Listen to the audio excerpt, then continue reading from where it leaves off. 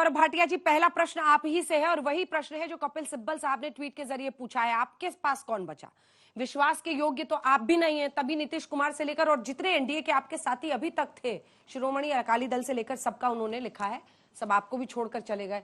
तो उधर की एकता की आप चिंता ज्यादा करते हैं, जबकि आपको सबने छोड़ दिया है। देखिए, सर्वप्रथम तो आपने कहा हमारे पास कौन है। हमारे पास श्री नरेंद्र मोदी जी हैं। देश को तालियां देखिए, आपके लिए अच्छा है, ज्यादा करना नहीं पड़ता, मोदी जी का नाम ले लीजिए। देखिए बहुत गर्व होता है, बहुत गर्व होता है। आपने सही कहा, हमें मोदी जी का नाम लेते ही तालियों से जो है हम सुनते हैं, स्वागत करते हैं सब। एक समय ऐसा भी था, देश के प्रधानमंत्री का नाम लेने में शर्म आती थी। सोनिया गांधी खुद कहती थी, भैया तुम मौन रहो, मैं बोल लूंगी, मेरा बच्चा बोलेगा, तुम क्यों बोलोगे। ये फर्क है। और आपने कहा आपके पास कौन बचा। पार्लियामेंट्री डेमोक्रेसी सिस्टम है हमारे यहाँ। 303 सीटें भारतीय जनता पार्टी की अकेले दम पर हैं। और क्यों है मैं बताना चाहूंगा। अनुच्छेद 370 हटाने का दम नहीं था, वो व्यक्ति आया जिसका नाम है नरेंद्र मोदी जी, हटा के दिखाया अनुच्छेद 370। ये फर्क है। वन रैंक वन पेंशन सोचते थे देंगे। अच्छा ख्याल है, आर्मी के जवानों ने शहादत दी है, बहुत से लोगों ने कुर्बानी दी है, दे नहीं पाए। वन रैंक वन पेंशन लागू करी श्री नरेंद्र मोदी जी ने। और अंजना जी, बड़ी बात एक कहूंगा, जो जवान अपनी जान पे खेल जाता है कि हम लोग ये चर्चा कर सकें, लोकतंत्र में चुनाव हो, वो जवान कांग्रेस के समय में बुलेट प्रूफ जैकेट मांग रहा था और सोनिया जी कह रही थी मेरा वीवीआईपी चॉपर है, उसकी गद्दी की कुशनिंग देख लेना, मैं बैठूं तो ठीक से बैठूं। बुलेट प्रूफ जैकेट कोई लाया तो श्री नरेंद्र मोदी जी लाए 1,86,000। ये फर्क है।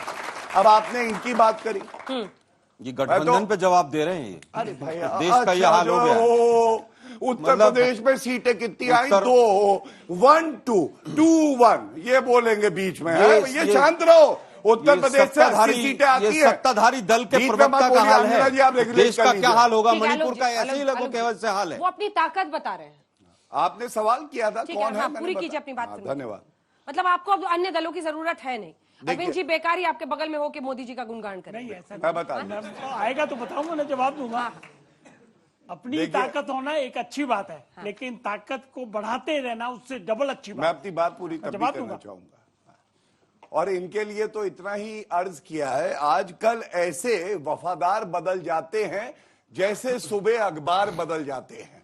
और मैं क्यों कह रहा हूं मैं आपको बताऊं। यूसीसी पे अभी उद्धव ठाकरे का जो गुट है उसका बयान आ रहा था जब मैं यहां आ रहा था अंजना जी, कि हम यूसीसी का समर्थन करेंगे, जेडीयू समर्थन करेगी, आम आदमी पार्टी कहती है हम समर्थन करेंगे।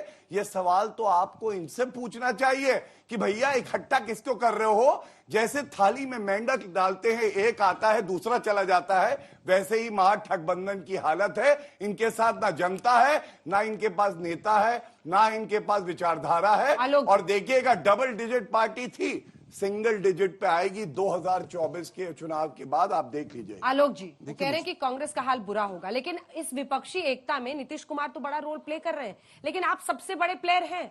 190 सीटों पर बीजेपी वर्सेस कांग्रेस पिछली बार सीधी जंग हुई थी। ऐसे में क्या आप अपना रुतबा बरकरार रख पाएंगे, क्योंकि सब बिछड़ रहे हैं?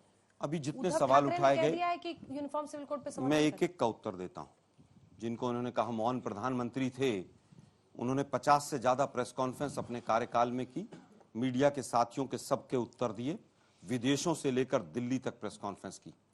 मौनी बाबा कौन है कि दूसरा सवाल आते ही पानी पीने लग जाता है जो व्यक्ति और कहता हो दोस्ती बनी रहे, वो मौनी बाबा है। टेलीप्रॉम्प्टर के बगैर 4 लाइन नहीं पढ़ पाए, वो उसका कनेक्ट बहुत अच्छा है।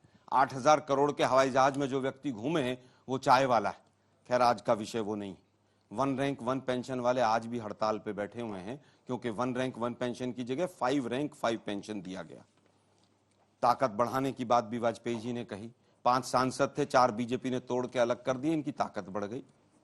ऐसा ही हुआ था ना वाजपेयी जी। वापस आता हूं, कांग्रेस की बात करते हैं। कांग्रेस की हालत तो जैसी है, हम लोग संघर्ष कर रहे हैं, अंग्रेजों से भी संघर्ष किया, आज भी संघर्ष कर रहे हैं। लेकिन दुर्भाग्य यह है कि देश की हालत की बात कोई नहीं करता। उसका चौपर, इसका चौपर। अरे पूछा गया भाई, 2 दर्जन से पार्टियां ज्यादा आपकी देश में जब 2014 में चुनाव लड़ा, उससे बाद 2 दर्जन से ज्यादा पार्टियां छोड़कर क्यों भाग गई? एक सत्ताधारी दल का प्रवक्ता यहां से वहां भाग रहा है, मूल सवाल का जवाब नहीं देता है, दूसरों के ऊपर प्रश्न चिन्ह खड़े करता है। यही कारण है कि मणिपुर का इस तरह का बुरा हाल हो गया है। डबल इंजन की सरकार, डबल इंजन की, मणिपुर में डबल इंजन देख ही रहे हैं किस तरह का डबल इंजन चल रहा है। पूरे देश को उलझाए रखो, आज ये विषय, आज कल वो विषय, आज यूसीसी। अरे भाई 9 साल से सरकार पकौड़े तल रही थी, आपकी तो 303 सांसद थे, क्यों नहीं लाए यूसीसी? नवाज शरीफ ने रोका था आपको। केवल चुनाव आता है 1 साल पहले आप शुरू हो जाते हैं, और उससे पहले कुछ भी नहीं होगा। जिस तरह की तमाम चीजें हैं देश के अंदर, जिस तरह की विविधता है, आने वाला समय बताएगा। आज कह रहे हैं कि साहब वो नीतीश जी जो है पलटू राम, एक चुने हुए मुख्यमंत्री, बिहार जैसे प्रदेश के, देश का गृह मंत्री एक मुख्यमंत्री को पलटू राम कहकर संबोधित कर रहा है। देश का दुर्भाग्य है। आपको अगर आलोचना करनी है, आपको समीक्षा करनी है, आपको कटुता दिखानी है, कम से कम आप एक चुने हुए मुख्यमंत्री को पलटू राम कहेंगे? देश के प्रधानमंत्री 2015 में बिहार का डीएनए ढूंढ रहे थे, देश के प्रधानमंत्री डीएनए ढूंढ रहे थे।